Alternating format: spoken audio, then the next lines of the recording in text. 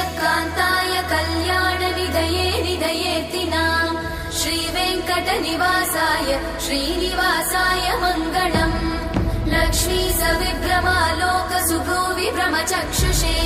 चक्षुषे सर्वलोकानां वेङ्कटेशाय मङ्गलम् श्रीवेङ्कटाद्रिशृङ्गाग्रमङ्गलाभरणाङ्गये